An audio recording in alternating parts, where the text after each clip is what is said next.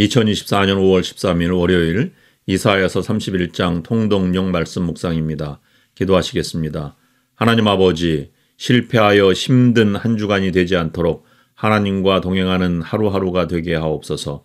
세상을 의지하지 않고 하나님을 의지함으로 하나님의 도우심으로 날마다 승리하며 살아가게 하옵소서. 예수 그리스도의 이름으로 기도드립니다. 아멘. 오늘 말씀은 이사야서 31장 1절부터 9절입니다. 묵상 주제는 큰 적을 만났을 때입니다. 이사야서 31장 예루살렘에 대한 보호, 유다 백성의 근본적인 죄의 지적 1절부터 3절 1절 도움을 구하러 애굽으로 내려가는 자들은 화 있을진저 그들은 말을 의지하며 병거의 많음과 마병의 심히 강함을 의지하고 이스라엘의 거룩하신 이를 앙모하지 아니하며 여호와를 구하지 아니하나니 2절 여호와께서도 지혜로우신즉 재앙을 내리실 것이라 그의 말씀들을 변하게 하지 아니하시고 일어나사 악행하는 자들의 집을 치시며 행악을 돕는 자들을 치시리니 3절 애굽은 사람이여 신이 아니며 그들의 말들은 육체여 영이 아니라 여호와께서 그의 손을 펴시면 돕는 자도 넘어지며 도움을 받는 자도 엎드려져서 다 함께 멸망하리라. 구원 약속과 회개의 족구 4절부터 7절 4절 여호와께서 이같이 내게 이르시되 큰 사자나 젊은 사자가 자기의 먹이를 움키고 으르렁거릴 때에 그것을 치려고 여러 목자를 불러왔다 할지라도 그것이 그들의 소리로 말미암아 놀라지 아니할 것이요 그들의 떠들므로 말미암아 굴복하지 아니할 것이라. 이와 같이 나 만군의 여호와가 강림하여 시온산과 그 언덕에서 싸울 것이라. 5절 새가 날개치며 그 새끼를 보호함같이 나 만군의 여호와가 예루살렘을 보호할 것이라. 그것을 호위하며 건지며 뛰어넘어 구원하리라 하셨느니라. 6절 이스라엘 자손들아 너희는 심히 거역하던 자에게로 돌아오라. 7절 너희가 자기 손으로 만들어 범죄한 은 우상 금 우상을 그날에는 각 사람이 던져버릴 것이며 아수르 심판 8절부터 9절 8절 아수르는 칼에 엎드려질 것이나 사람의 칼로 말미암음이 아니겠고 칼에 삼켜질 것이나 사람의 칼로 말미암음이 아닐 것이며 그는 칼 앞에서 도망할 것이요 그의 장정들은 복역하는 자가 될 것이라. 9절 그의 반석은 두려움으로 말미암아 물러가겠고 그의 고관들은 기치로 말미암아 놀라리라. 이는 여호와의 말씀이라. 여호와의 불은 시온에 있고 여호와의 풀무는 예루살렘에 있느니라. 아멘.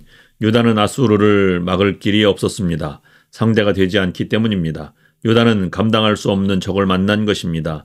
우리도 유다와 같은 공경에 빠질 때가 있습니다. 나의 능력으로는 도저히 감당할 수 없는 어려움을 만날 때가 있습니다. 성서의 믿음의 위인들은 모두 이 어려움을 이겨나갔습니다. 우리도 우리의 문제를 이겨나갈 수 있습니다. 오늘의 말씀을 통해서 이사야가 유다에게 그 방법을 말해주고 있습니다. 첫째, 애굽을 포기하라. 우리의 문제를 이겨내기 위해서 해야 할 첫 번째 일은 애굽을 포기하는 것입니다. 애굽은 인간적인 방법입니다. 사단은 목적을 흔드는 것이 아니라 방법을 흔듭니다. 지금 유다는 인간적인 방법을 동원하면서 사단의 여우 같은 전략에 넘어가고 있는 것입니다. 유다는 아수르를 견제하기 위해 애굽과 동맹을 맺었습니다. 이사야는 그것은 어리석은 짓이라고 말합니다. 유다는 하나님의 백성들인데 왜 하나님을 의지하지 않고 애굽을 의지합니까? 믿음이 없기 때문입니다. 이사야의 중심 구절은 이사야서 7장 9절입니다. 만일 너희가 굳게 믿지 아니하면 너희는 굳게 서지 못하리라. 믿어야 삽니다. 믿어야 승리하는 것입니다. 우리에게도 애굽이 있습니다. 애굽은 눈에 보이는 것에 마음을 빼앗기고 있는 것입니다. 아브라함에게는 아들 이삭이 애굽이었습니다. 아브라함의 눈에는 온통 아들 이삭뿐이었습니다. 하나님은 이삭을 제물로 드리는 제사를 원하신 것이 아니라 가장 소중하게 여기는 것을 드리는 제사를 원하신 것입니다. 우리 인생의 주인은 하나님이십니다. 주인이 원하는 것, 가장 소중한 것을 드리는 것이 충성이며 종의 마땅한 모습입니다. 여러분의 애굽은 무엇입니까? 여러분의 마음을 빼앗는 것은 무엇입니까? 애굽을 포기하지 않고 하나님의 도움을 기대하지 마시길 바랍니다. 애굽은 버려야 합니다. 둘째, 하나님의 약속을 믿어라.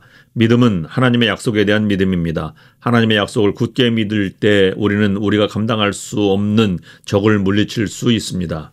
이사야는 애굽을 의지하려는 자들에게 하나님의 약속을 선포하고 있습니다. 하나님이 반드시 도와주실 것이라는 약속입니다. 우리의 힘으로 감당할 수 없는 적을 만났을 때 우리에게 필요한 것이 바로 이 믿음입니다. 하나님이 나와 함께 하신다는 약속을 믿는 것입니다.